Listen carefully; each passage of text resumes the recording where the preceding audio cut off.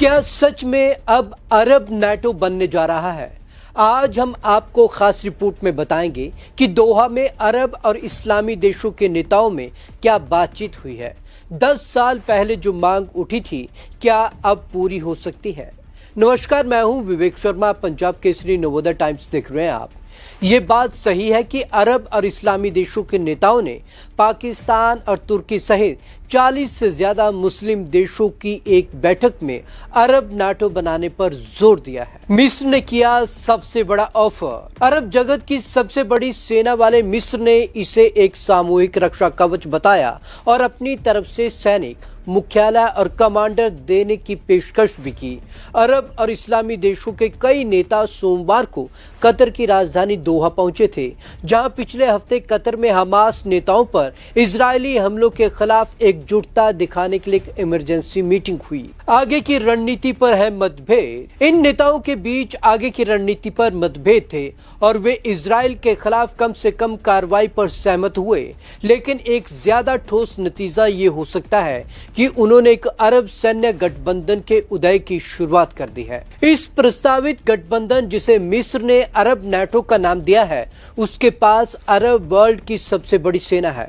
Qatar में हुई बैठक में पाकिस्तान और तुर्की भी शामिल होने की खबर है। पाकिस्तान का ज्वाइंट टास्क फोर्स बनाने का सुझाव। एकमात्र परमाणु सशस्त्र मुस्लिम देश पाकिस्तान ने न सिर्फ आपातकालीन शिखर सम्मेलन में हिस्सा लिया, बल्कि क्षेत्र में इजरायली योजनाओं पर नजर रखने के लिए एक ज्वाइंट टास्क फोर्स बनाने का भी आह्वान किया।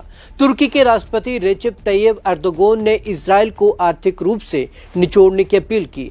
वह शिखर सम्मेलन में मौजूद थे। इराक के प्रधानमंत्री मोहम्मद अल सुदानी ने भी नाटो स्टाइल के सामूहिक सुरक्षा ढांचे की वकालत की और इस बात पर जोर दिया कि किसी भी अरब या इस्लामी देश की सुरक्षा और स्थिरता हमारी सामूहिक सुरक्षा जिम्मेदारी का हिस्सा है। इजरायली हमले के बाद तेज हुई पहल। अरब स्प्रिंग के बाद सऊदी अरब की तरफ से शुरू की गई एक दशक पुरानी पहल में आतंकवाद के खिलाफ 34 देशों के इस्लामी गठबंधन के गठन की घोषणा की गई थी। दोहा पर इजराइल के हवाई हमलों के बाद इस प्लान को अब तेजी से आगे बढ़ाया जा रहा है, क्योंकि डोनाल्ड ट्रंप का अमेरिका दुनिया भर के सहयोगियों के साथ अपने सुरक्षा संबंधों की शर्तों पर फिर से विचार करने में लगा हुआ है। कतर की तरफ से सोमवार को दोहा में आयोजित आपातकालीन अरब इस्लामी शिखर सम्मेलन भी मिडल ईस्टर्न जियोपॉलिटिक्स और सिक्योरिटी के लिए एक बड़ा मौका रहा, जिसमें मिस्र ने नाटो जैसी सामूहिक रक्षा प्रणाली के लिए नए सिरे से कोशिश की है। पहली बार 10 साल पहले उठी थी मांग। यमन संघर्ष और ISIS के उदय के बीच शर्म अल शेख ने 2015 के अरब लीग शिखर सम्मेलन में काहिरा की तरफ से पहली बार आया प्रस्तावित ज्वाइंट अरब फोर्स का विचार संप्रभुता से जुड़ी चिंताओं, क्षेत्रीय प्रतिद्वंदिता और सैन्य बाध्यताओं की वजह से लंबे वक्त से लटका हुआ है। हालांकि दोहा पर इजराइल के हवाई हमले, जिसमें 5 हमास सदस्य और एक कतरी सुरक्षा अधिकारी मारे गए हैं, ने इस प्रस्ताव में नई जान फूंक दी है।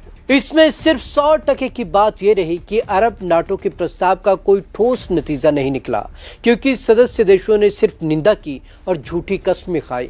इसमें कोई दमखम नहीं दिखा। जहां मिस्र अरब नाटो का समर्थन कर रहा है, वहीं शिया देश ईरान इसे एक इस्लामी शक्ल देना चाहता है।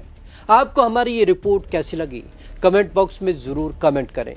विवेक शर्मा को दीजिए इजाजत।